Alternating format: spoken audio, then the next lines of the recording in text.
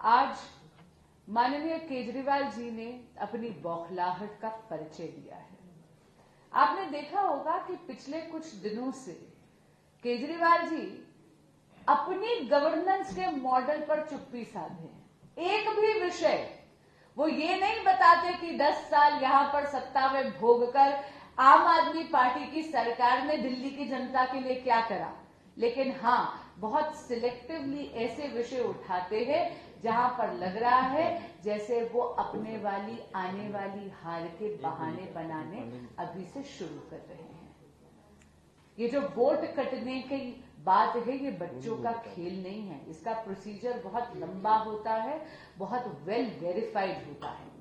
बहुत संक्षिप्त में आपको बोलना चाहूंगी कि जब आप वोट कटवाना चाहते हैं तो आपको फॉर्म 6 जमा करना पड़ता है, फॉर्म 7 जमा करना पड़ता है।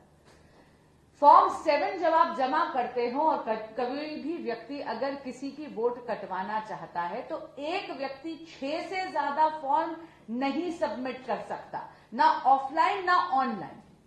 और उसके बाद जो आप एप्लीकेशन देते हो उसके साथ आपको दस्तावेज भी देने पड़ते हैं। इसमें जो एआरओ और ईआरओ है, यानी कि ये सारे के सारे assistant returning officer and election returning officer, ये खुद उस एप्लीकेशन को पर्सनली वेरीफाई करते हैं।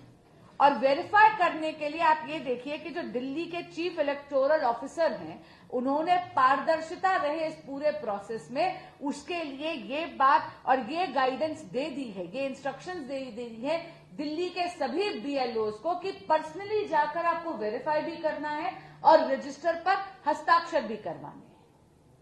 तो इतना आसान नहीं है वोट कटना। पर्सनल वेरिफिकेशन के बाद इलेक्शन के एआरओ और ईआरओ एक नहीं बल्कि 2 नोटिस निकालते हैं, ऑब्जेक्शंस इनवाइट करते हैं।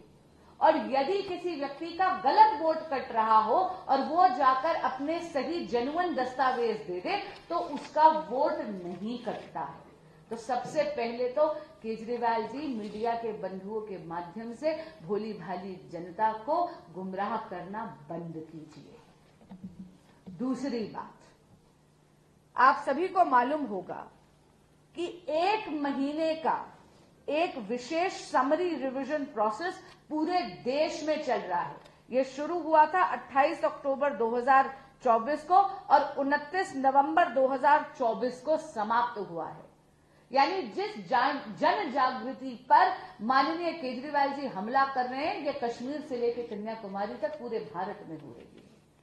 तीसरी बात, वोट देना, it is a very sacred right only of the citizens of Bharat. ये भारत के नागरिकों का अधिकार है, ये इलीगल इमिग्रेंट्स का अधिकार नहीं है। लेकिन केजरीवाल जी तो ये बहाना हर बार उठाते हैं। आपको याद होगा लोकसभा के चुनावों से पहले भी, 2019 के लोकसभा चुनाव से पहले भी उन्होंने यही बहाने बनाने का प्रयास करा था। अब ऐसा लग रहा है कि केजरीवाल जी आने वाले विधानसभा चुनाव में अपनी हार को देखकर डर गए हैं और इसीलिए ये अजीब अजीब से बहाने बना रहे हैं। पर मैं पूछना चाहती हूं, केजरीवाल जी जरा अपने गवर्नेंस मॉडल पे भी तो टिप्पणी कर दीजिए। क्या आपके 1 दशक के शासन में दिल्ली स्मार्ट सिटी बन गई? आपने जो बड़े बड़े दावे करे थे कि आप दिल्ली को लंदन, पेरिस जैसा विश्व स्तरीय एक सिटी बना देंगे, क्या दिल्ली वो बन गई? आपने जो मां यमुना की सफाई के बड़े बड़े दावे करे थे, क्या मां यमुना पहले से ज्यादा मलिन नहीं हो गई? क्या बिजली, पानी, सड़क, सीवेज, ड्रेनेज जैसे अहम मुद्दे जो दिल्ली की जनता पर रोज हावी होते हैं, क्या उन सब का आपने निवारण और निदान कर दिया? दिल्ली में जो व्यवस्था चरमरा रही है उसमें आपकी जवाबदेही बनती है।